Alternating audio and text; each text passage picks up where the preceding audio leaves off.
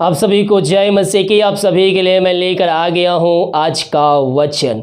और मेरे प्रियो, आज का वचन आपके जीवन में एक परिवर्तन को लेकर आने जा रहा है। अंधियारे को दूर करके आपके जीवन में एक उजाले को लेकर आने जा रहा है। जो यीशु मसीह है वह शांति का राजकुमार है। उसको अपने हृदय में बसाइए, आनंद आपके अंदर भरपूरी से भर जाएगी। हालेलुया।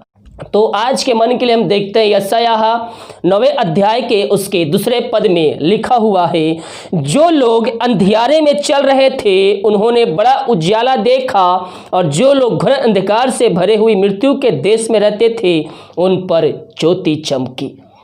मेरे प्रियो, किसके ऊपर ज्योति चमकी? जो लोग घोर अंधकार से भरे हुई मृत्यु के देश में रहते थे उन पर ज्योति चमकी। क्या आप पापों में डूब चुके हैं? क्या आपका जीवन अंधियारे से भर चुका है और आपका जीवन से उजाला खत्म हो चुका है? तो प्रभु की रोशनी आपके ऊपर चमकेगी। यह वचन कहता है, जो लोग अंधियारे में चल रहे थे उन्होंने बड़ी उजाला देखा, और जो लोग घोर अंधकार से भरी हुई मृत्यु के देश में रहते थे उन पर ज्योति चमके। परमेश्वर भी आपके ऊपर अपना ज्योति को चमकाना चाहता है। उसके पास आइए, उसको अपने जीवन का उद्धारकर्ता स्वीकार कीजिए, अपने पापों की क्षमा उससे प्राप्त करके मेरे प्रियो उस उजाले को अपने जीवन में प्राप्त कर लीजिए। मसीह में आने से पहले जो आप कार्य करते थे, वो अंधकार में आप डूबे हुए थे, उन बातों को अपने जीवन से निकालिए। जब मसीह यीशु को जान गए हैं तो मसीह यीशु के वचनों पे चलिए, उस ज्योति में चलिए जिसके लिए आप वारिस बनाए गए हैं। ओ ऋषि खराबा, मेरे प्रियो, हम परमेश्वर के संतान हैं, और जब हम उसके वचनों पे चलते हैं तो हम उसकी ज्योति में चलते हैं। अंधियारा हमारे आसपास भी भटक नहीं पाएगी, हम उसके वचनों पे चले। क्योंकि देखिए उसके 6वें पद में लिखा है, क्योंकि हमारे लिए एक बालक उत्पन्न हुआ, हमें एक पुत्र दिया गया, और प्रभुता उसके कंधे पर होगी, और उसका नाम अद्भुत, युक्ति करने वाला, पराक्रमी परमेश्वर, अनंत काल का पिता और शांति का राजकुमार रखा जाएगा। यहाँ यीशु मसीह के बारे में बातें हो रही है मेरे प्रियो। हालेलुया।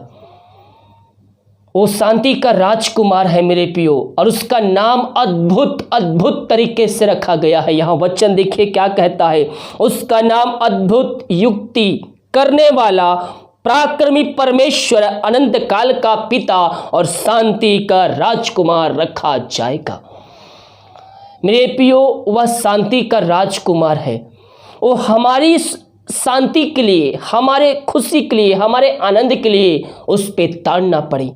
वो कांटों का मुकुट सहा, उस पे कोड़े पड़ा गया, किसके लिए? हमारे लिए, ताकि मेरे प्रियो हम उसके द्वारा उद्धार को प्राप्त करके हम शांति को हम प्राप्त कर सके, अनंत जीवन को हम प्राप्त कर सके।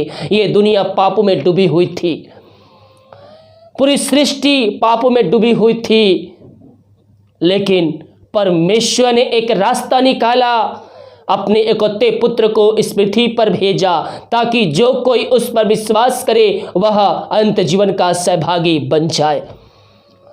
हमें एक रास्ता दिया गया है, निर्णय हमें करना है कि हमें किस पे चलना है।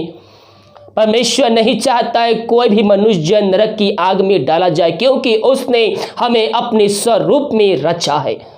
वह नहीं चाहता कोई मनुष्य नरक की आग में डाला जाए, इसलिए उसने एक रास्ता निकाला और अपने इकलौते पुत्र को इस पृथ्वी पर भेजा, ताकि सारी सृष्टि के पापों को अपने ऊपर लेकर कलवरी क्रूस पर बलिदान हो जाए। और जो व्यक्ति उसके पास आए और अपने पापों का अंगीकार करे, हाँ प्रभु मैं ये गलती किया हूँ, तूने मेरे खातिर अपना अंतिम रक्त बहा दिया, वह व्यक्ति अंत जीवन का सहभागी बन जाएगा। उसके अंदर आनंद की भरपूरी आ जाएगी। मेरे प्रियो, हमें चयन करना है, हमें चयन करना है। परमेश्वर ने हमें एक चयन करने का अवसर दिया है। परमेश्वर नहीं चाहता कोई मनुष्य नरक की आग में डाला जाए। परमेश्वर कभी भी हमारे आशीषों को नहीं रोकता है। हम आशीष के लिए ही बुलाए गए हैं, लेकिन हम शैतान के चालों में फंसकर हम आशीषों से वंचित हो जाते हैं मेरे प्रियो। हालेलुया। हमें प्रभु के वचनों को पकड़े रहना है। हमारा निशाना केवल यीशु मसीह है। ना हमें अगल देखना है, ना हमें बगल, केवल हमें सीधा प्रभु यीशु मसीह के तरफ अपना निशानों को लगाना है। अगर आपके अंदर किसी बात को लेकर शक आ रही है, आपके अंदर डर आ रही है, आपके अंदर भय उत्पन्न हो रही है, तो सब शैतान के द्वारा कार्य किया है, क्योंकि परमेश्वर कभी भी अपने लोगों को डराता नहीं है। उसके अंदर शक की भावना उत्पन्न नहीं करता है, वो केवल शैतान ही करता है कि ताकि आप परमेश्वर के आशीषों से वंचित हो जाएं। शैतान नहीं चाहता है कोई भी मनुष्य जन स्वर्ग राज का सहभागी हो, इसीलिए वह हर एक प्रयास करता है जो उसे करना चाहिए। हालेलुया। जब एक नया विश्वासी मसीह यीशु में आता है, उसको अपने जीवन का उद्धार करता, स्वीकार करता है, पापों का अंगीकार करता है, और जब मसीह के वचनों पे चलता है तो शैतान उसको चारों तरफ से घेर देता है कि वह व्यक्ति जो है वह परमेश्वर के राज में प्रवेश ना कर सके। उसके ऊपर अपना साथ तीर छोड़ देगा कि कोई ना कोई निशाना उसके ऊपर लग जाएगा। लेकिन जो व्यक्ति विश्वास में कायम होकर प्रभु के वचनों पे विश्वास के साथ में रहता है और आगे बढ़ता है कि नहीं, ये समस्याएं यीशु नाम में टल जाएगी, वह व्यक्ति अंत जीवन को प्राप्त करता है मेरे प्रियो। और जो व्यक्ति सोचता है कि मसीह में आने के बाद मेरा कष्ट बढ़ गया है, उसके अंदर शक आ गया, वह क्या होता है, वह प्रभु की उपस्थिति से नीचे गिर जाता है। और जो व्यक्ति उस समस्याओं में, उन परीक्षाओं में, उस सबसे पहली परीक्षा आपके जीवन में आती है कि जब आप मसीह में आते हैं तो आपका दुख, दर्द, कष्ट पहले से अधिक बढ़ जाता है। क्यों? क्योंकि आप उस समय चुने जा रहे हैं। अगर आप उस परीक्षाओं में सफलता को प्राप्त कर लेते हैं तो परमेश्वर के राज में आपके लिए आशीष रखा गया है। वो परीक्षाएं आपके जीवन में 2 महीना, 3 महीना, साल भर प्रभु की इच्छा के अनुसार वो आपके जीवन में समस्याएं कार्य करेगी। लेकिन जब आप उससे निकलेंगे, जब आप उस भट्टी से पक कर निकलेंगे, समस्याओं से पक कर निकलेंगे, तो आप एक चुने हुए व्यक्ति बन जाएंगे। बहुत से लोग कहते हैं कि पास्टर जी, ब्रदर, जब मसीह में आया हूँ तो मेरा दुख पहले से बढ़ गया, बीमारियां चारों तरफ मेरे ऊपर आ गई है, समस्याओं का पहाड़ मेरे ऊपर टूट गया है।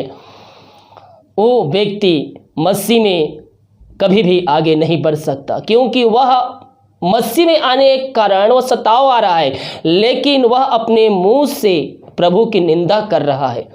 बल्कि उस समय उसको प्रभु को धन्यवाद देना चाहिए कि हाँ प्रभु, मैं तेरे वचन पे आया, मैं तेरे राज्य में आया हूँ, तेरे दुख समस्याएं आई है, मैं जानता हूँ ये तेरे नाम से मेरे जीवन से जल्द दूर हो जाएगी। अगर आपने ऐसा शब्द कहा है कि मसीह में आने के बाद मेरा दुख तकलीफ बढ़ गया है, प्रार्थना करने से मेरा दुख तकलीफ बढ़ गया है, समस्याएं बढ़ गई है, तो प्रभु से माफ़ी मांगिए कि हाँ प्रभु, मैं जाने अनजाने में ये शब्द मैं अपने मुँह से बोल दिया, मुझे माफ़ कर, दोबारा मैं ऐसा नहीं करूँगा। क्योंकि मेरे प्रियो, उस समय आप चुने जा रहे हैं। आपको दुख की भट्टी से परमेश्वर चुन के निकालेगा और उससे भट्टी के आगे, उस दुख के आगे आपके लिए आशीष रखा गया है। जब आप उन समस्याओं में प्रभु को धन्यवाद देंगे, विश्वास में कायम होकर आप प्रभु की आज्ञाओं को पालन करते हुए आगे बढ़ेंगे, तो आपके लिए आशीष के दरवाजे खुल चुके हैं। लेकिन जब से ही आपकी जो परीक्षाएं आती है, उस समय पहले ही स्टेज में आप प्रभु की निंदा करना शुरू कर देते हैं, आप प्रभु की उपस्थिति से नीचे गिर जाते हैं। हालेलुया। इसलिए जब भी आप मसीह में आने के बाद आपके ऊपर सताव आ रहा है, दुख तकलीफ आ रहा है, तो प्रभु को धन्यवाद दीजिए। आप प्रभु के राज्य के लिए कार्य कर रहे हैं, समस्याएं आ रही है आपके जीवन में, प्रभु से प्रार्थना कीजिए, उस बात के प्रभु को धन्यवाद दीजिए। प्रभु हर एक समस्याओं को आपके जीवन से निकालेगा।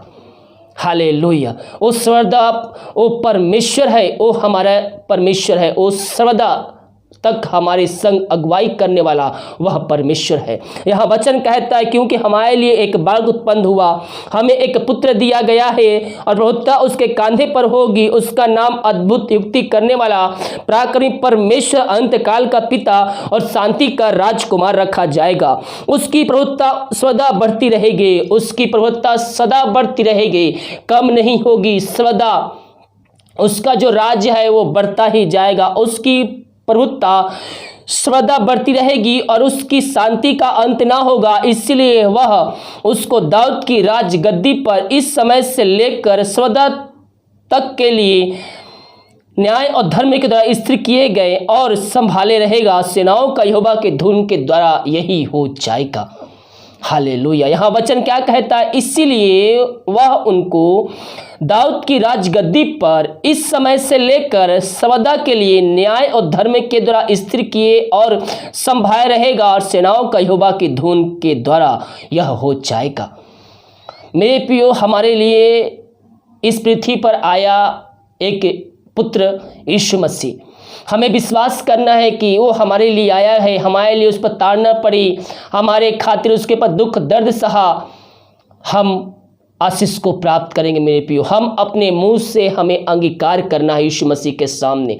जो भी जाने अनजाने में हमसे गलतियां हुई है, वो हमें प्रभु यीशु से माफ़ी मांगना है और प्रभु से प्रार्थना करना है, प्रभु अब से ये गलती मेरे से नहीं होगी। पवित्र आत्मा की तरह मेरी सहायता कर। मेरे प्रियो, वह शांति का राजकुमार है। देखिए क्या कहता है, ऐसा 11वें अध्याय के उसके 6 पद में लिखा है, तब भेड़िया भेड़ के बच्चे के संग रहा करेगा, और चीता बकरी के बच्चे के साथ बैठा करेगा, और बछड़ा और जवान सिंह और पाला पोसा हुआ बैल तीनों इकट्ठे रहेंगे, और एक छोटा लड़का उसकी अगुवाई करेगा। यह अंत के दिनों में यह होगा मेरे प्रियो, जब प्रभु यीशु मसीह का राज्य आएगा, उसका राज्य स्थापित होगा। हालेलुया। उस समय ना कोई विधा सीखेगा, ना कोई युद्ध की विधा सीखेगा। उस समय शांति ही शांति होगा।